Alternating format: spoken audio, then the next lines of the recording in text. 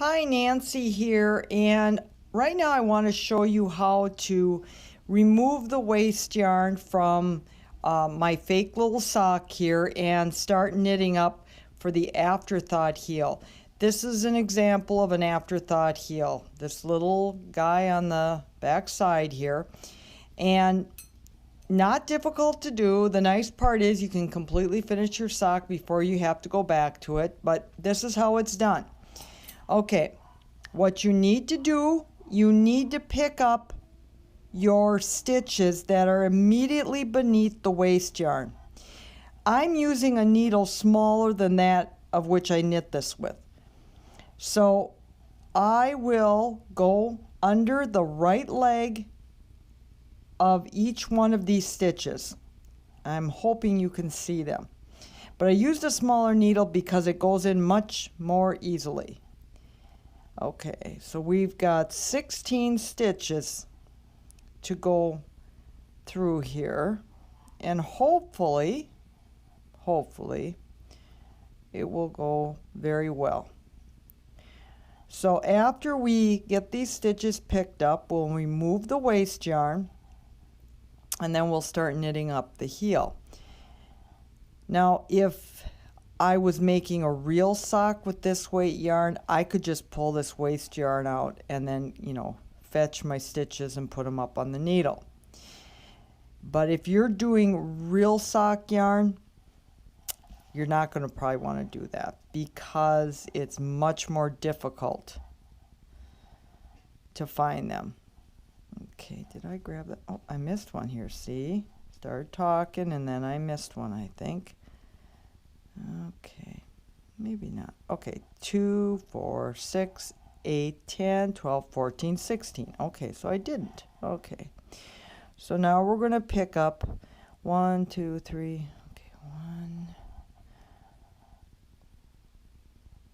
2, 3, 4, 5, 6, 7, 8, 9, 10, 11, 12,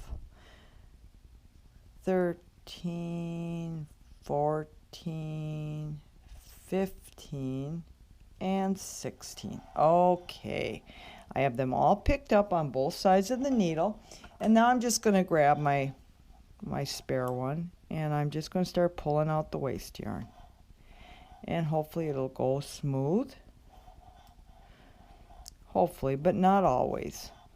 Sometimes the fibers get caught and you have to bring your scissors out to get it loose. But so far, so good. Okay.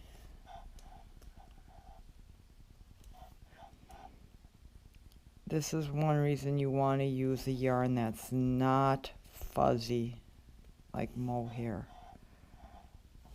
Mohair yarn's not the best for that anyways. Okay. I don't have a ghost. I have needles rolling across my table if you hear something. I guess my table's not level. Okay. Almost done.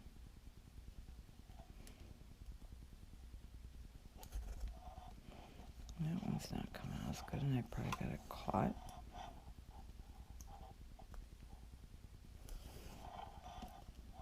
Now there is a downside to Afterthought heels. You do have to Kirschner graph them to close your heel up. And if you really hate Kirschner graph, you're not going to care for that. But it's not that many stitches. It goes really fast. Okay, I've got this guy free. Okay, so now what we're going to do, and again, this is not the needle that I use to knit this with, so it's not going to be the correct size, but it will be close. So do you see where my threads got caught, the fibers? And what caused that is this is really old yarn. And I have knit things up on this so many times, so I'm splitting it apart so that it's not an issue. Your pattern will tell you exactly what you need to do on your heel as far as how many stitches or how many rows, excuse me, you need to knit, etc. Always refer to your pattern. Okay, now we can get this started here. So we're going to take our working yarn and get things going here. So I always hold the tail in my right hand and then just start knitting away.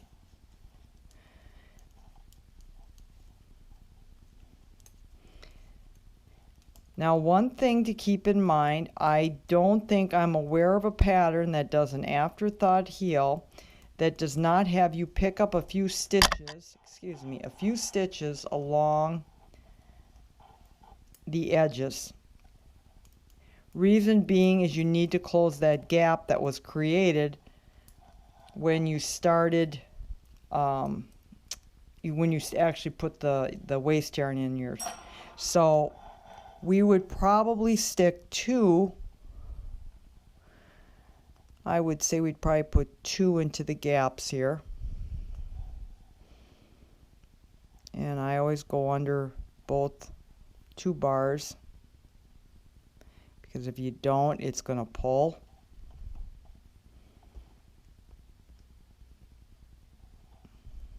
Okay, that's not a good spot. Neither is that.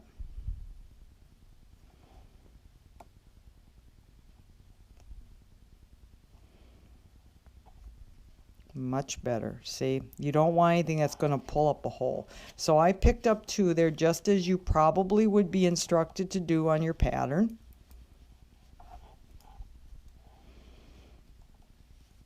And I'm doing this very quickly.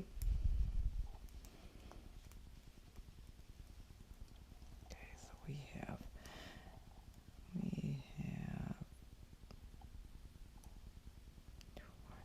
8.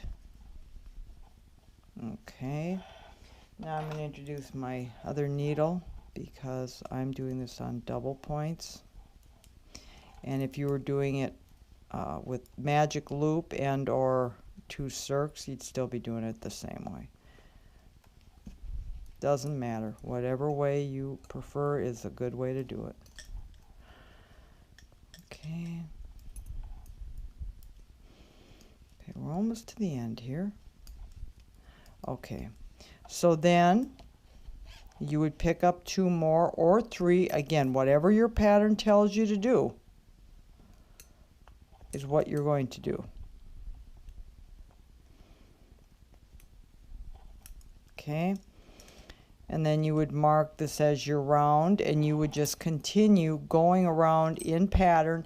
Typically, depending on how deep of a heel you're going to want, you would do 3-4 rounds and then start your decreases and then end with a Kirschner graft to close your heel. But that's how you do an afterthought heel. Thank you.